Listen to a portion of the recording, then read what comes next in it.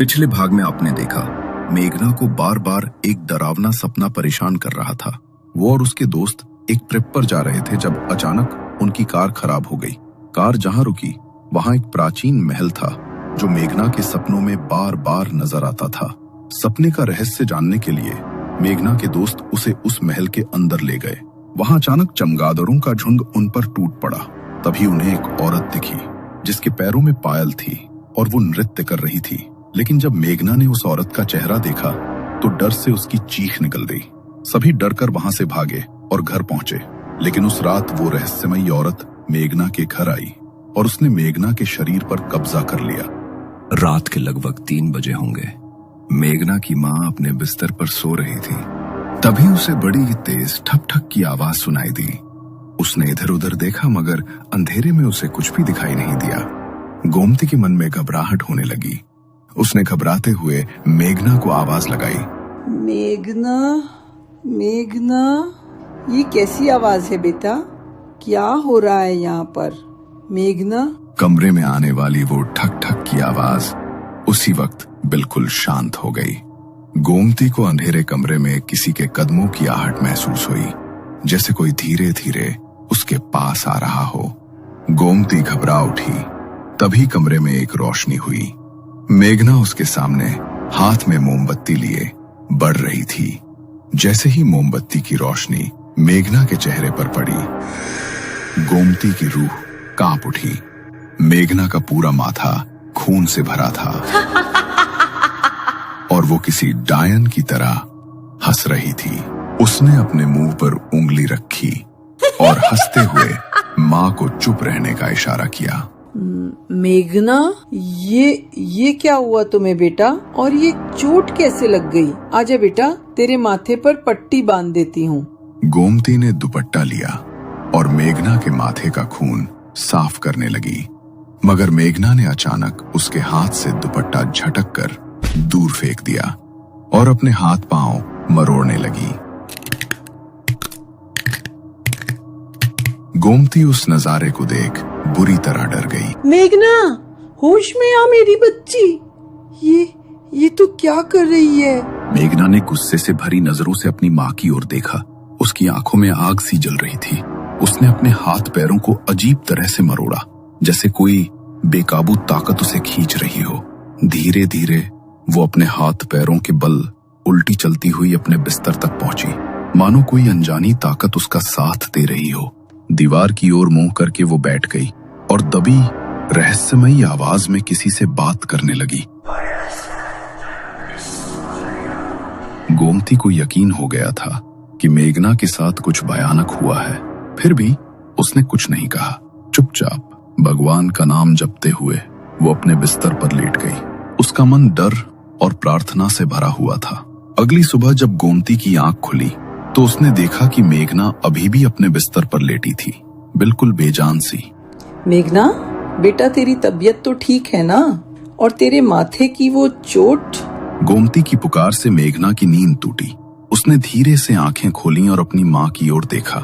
उसकी आंखों के नीचे गहरे काले गड्ढे बन गए थे और उसका चेहरा पूरी तरह सफेद पड़ चुका था, मानो किसी ने उसके शरीर का सारा खून चूस लिया हो। उसके माथे की चोट में कीड़े रेंग रहे थे, जो देखकर गोमती का दिल दहल गया। लेकिन मेघना के चेहरे पर कोई भाव नहीं था, न दर्द, न डर, न कुछ। वो बस एकटक अपनी माँ को देखे जा रही थी। पता नहीं मेरी बच्ची को क्या हो गया है। उस रात जब ये अपने दोस्तों के साथ बाहर गई थी तभी ये सब हुआ है। कुछ न कुछ तो अजीब जरूर घटा है। अब तो वही लोग मुझे इसके बारे में बता सकते हैं। गोमती के सिरहाने एक पुराना कीपैड फोन रखा था। उसमें मेघना के सभी दोस्तों के नंबर थे। गोमती ने शीतल को फोन किया और उसे मेघना की हालत के बारे में बताया। क्या? ये आप क्या बोल रही हैं आंटी? मैं अभी घर आती हूँ, आप चिंता मत कीजिए, सब कुछ बिल्कुल ठीक हो जाएगा। मैं मेघना को डॉक्टर के पास ले जाऊंगी।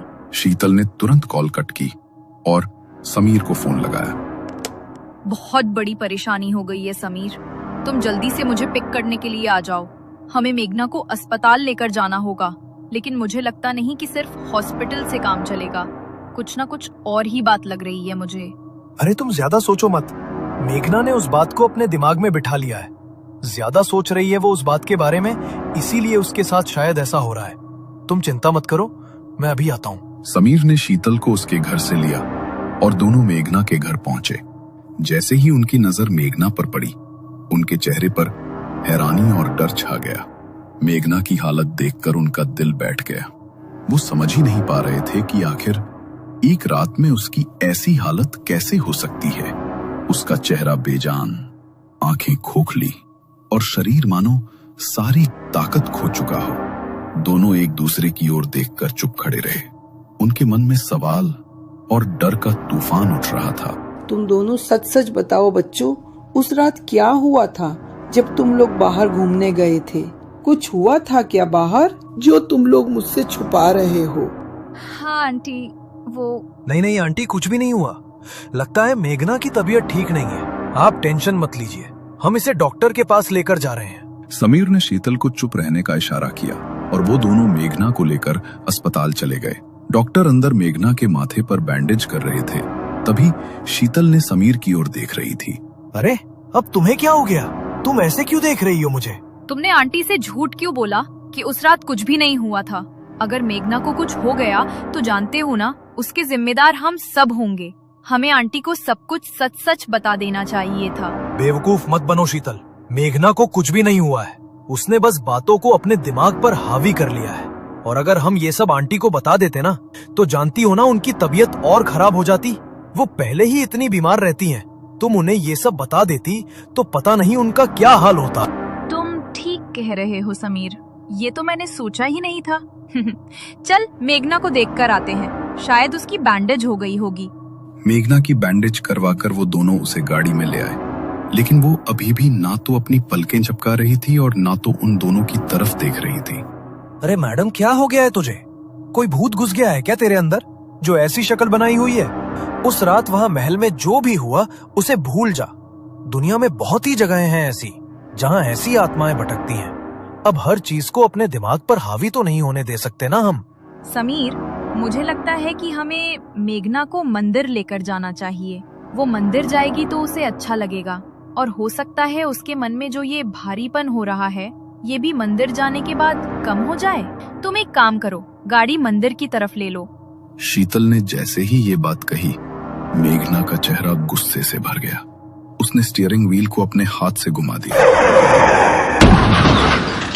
गाड़ी का बैलेंस बिगड़ा और गाड़ी सीधी सामने के पेड़ से जाकर टकराई। टक्कर इतनी तेज थी कि समीर का माथा सीधा स्टीयरिंग पर जाकर लगा और उसके माथे पर गहरी चोट लग गई। उसके माथे से खून टपककर नीचे गिर रहा था। डर के मारे शीतल हाफ रही थी। मेघना पीछे बैठी शीतल की तरफ मुड़ी और उसकी गर्दन को उसने अपने दोनों हाथों में जकड़ लिया। अगर अपनी जान बचाना चाहती है तो आज के बाद इससे दूर रहियो, वरना इसके साथ साथ तू भी मरेगी। मेघना के मुंह से ये बात सुनकर शीतल के होश उड़ गए। उसका दम घुट रहा था। मेघना के हाथों की पकड़ से उसका चेहरा बिल्कुल लाल पड़ चुका था। मेघना ने एक झटके से उसकी गर्दन को छोड़ा और गाड़ी से निकलकर वहां से चली गई। शीतल ने जल्दी से एम्बुलेंस को फोन किया और समीर को हॉस्पिटल लेकर गई। ओह माय गॉड, इसे तो बहुत ज्यादा चोट लगी है। अगर इन्हें यहाँ लाने में आप थोड़ी भी देर और कर देते तो हमारे लिए इन्हें बचाना बहुत मुश्किल हो जाता। मुझे कुछ भी करके मेघना से दूर रहना होगा और नैतिक और विकी को भी इस बारे में बताना होगा। अगर हमने मेघना की मदद करने की कोशिश की तो हम भी फंस जाएंगे। वो छोड़ेगी नहीं हमें। शीतल ने नैतिक और विकी को कॉल करके हॉस्पिटल में बुलाया और उनको सारी बात बताई। ये सब सुनकर वो दोनों भी घबरा गए। अगर ऐसी बात है तो मेघना से दूर रहना ही बेहतर है। आज समीर की जान जाते जाते बची है, कल को हम में से कोई हुआ तो क्या करेंगे? समीर की किस्मत अच्छी थी जो बच गया, लेकिन जरूरी नहीं कि हमारी किस्मत भी उतनी ही अच्छी हो। मेघना की हालत देखकर सबने उससे पल्ला छुड़ा लिया। कुछ देर बाद मेघना अपने घर पहुंची और सीधी जाकर अपने बिस्तर पर बैठ गई। वो गुस्से में दीवार की तरफ लगातार देखे जा रही थी और अपने सर को बार बार तेजी से हिला रही थी। उधर गोमती कांपती आवाज में उसे समझाते हुए बोली कि थोड़ा आराम कर ले, सर में जरूर दर्द हो रहा होगा और मन ही मन सोचने लगी कि शीतल और समीर उसे छोड़ने आए थे या नहीं। शायद वे उसे सिर्फ बाहर तक छोड़कर लौट गए होंगे। गोमती शीतल से बात कर ही रही थी तो शीतल ने गुस्से से गोमती से कहा, चुप हो जा बुढ़िया, वरना तेरी बेटी के साथ साथ तेरा भी खात्मा कर दूंगी। लेकिन तुझे मारने से पहले मैं इसे मारूंगी ताकि तू इसे तड़पते हुए देखे। इसे तो मैं इतना तड़पा तड़पा कर मारूंगी कि तू खुद मुझसे इसकी मौत की भीख मांगेगी। क्या? कौन है तू? क्या बिगाड़ा है मेरी बेटी ने तेरा? क्यों परेशान कर रही है उसे? मैं अभी पंडित जी को लेकर आऊंगी। छोड़ दे मेरी बेटी का शरीर। पंडित को बुलाकर तो तू जब लाएगी ना बुढ़िया, जब अपने बिस्तर से उठ पाएगी। कोई मेरा कुछ नहीं बिगाड़ पाएगा। अपना बदला तो मैं लेकर ही जाऊंगी। बदला? कैसा बदला? किस बात का बदला लेना चाहती है तू मेरी बेटी से? ये तुझे बहुत जल्द पता चलेगा, लेकिन जब तक तुझे ये समझ आएगा तब तक तेरे पास पछतावा करने के अलावा दूसरा कोई चारा नहीं होगा। अपनी माँ की तरफ देखकर मेघना जोर जोर से हंसने लगी। उसने जमीन पर रेंगते हुए एक कीड़े को देखा और उसे उठाकर चॉकलेट की तरह चबाकर खा गई। उसने अपनी गर्दन को पूरी तरह पीछे की तरफ घुमा दिया और उसकी आंखों की पुतलियां पूरी तरह सफेद पड़ गईं। अचानक से वो निढाल होकर जमीन पर गिर पड़ी।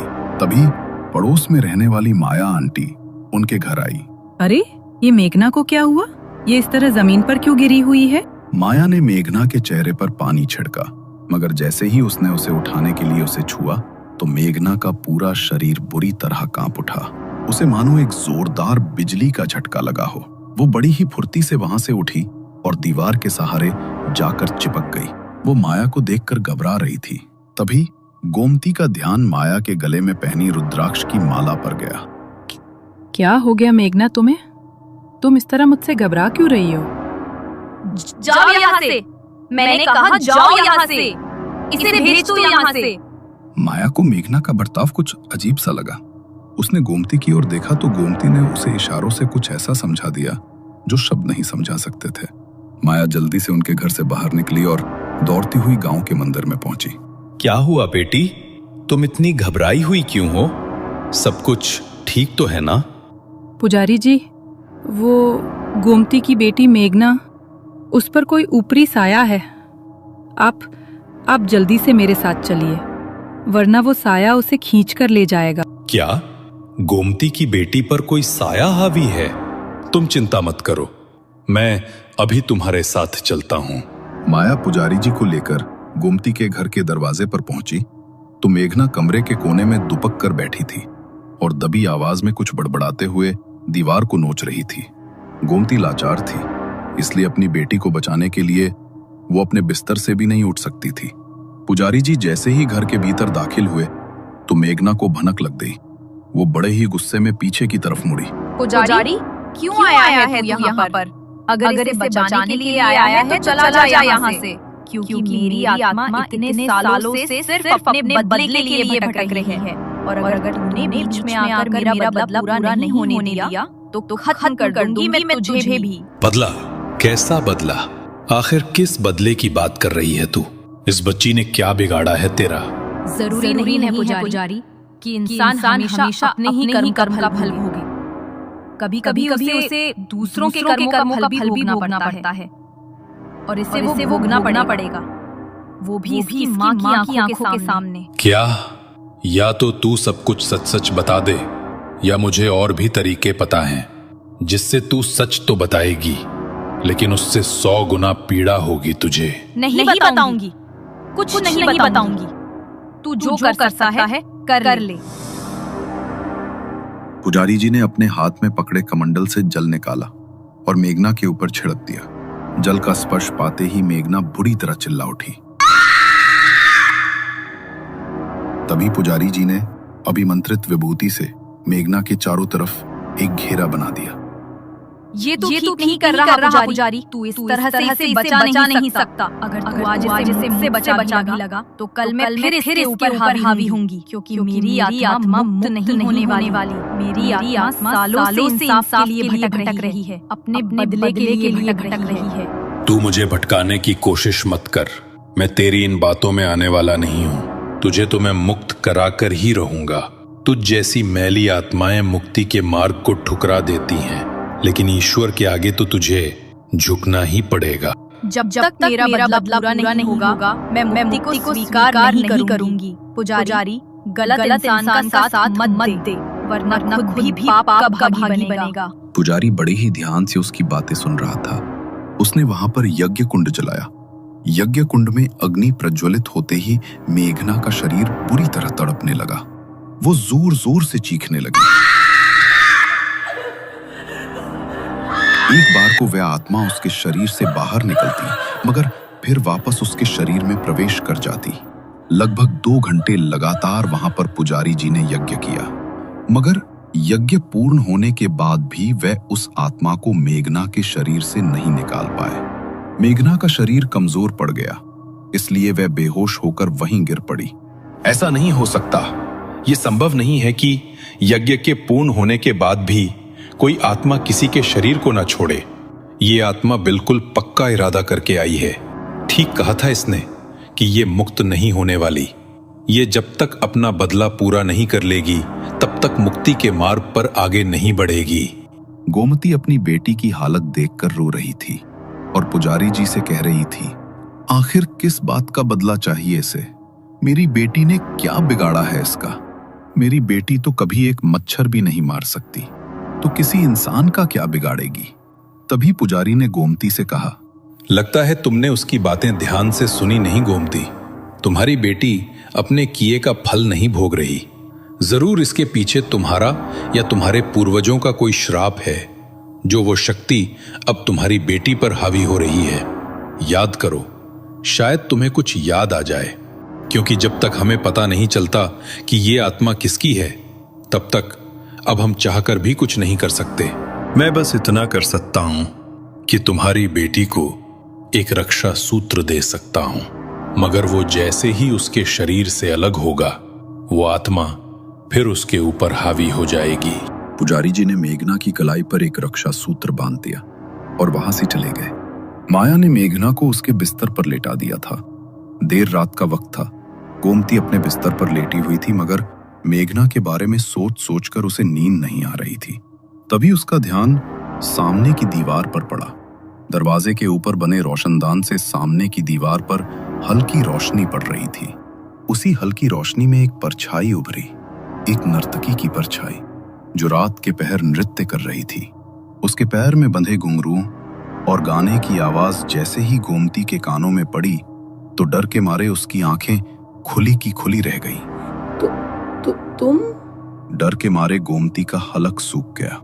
नर्तकी के कपड़े पहने एक औरत उसके सामने खड़ी थी, जिसके चेहरे का मांस बुरी तरह फटा हुआ था और उसके भीतर कीड़े रेंग रहे थे।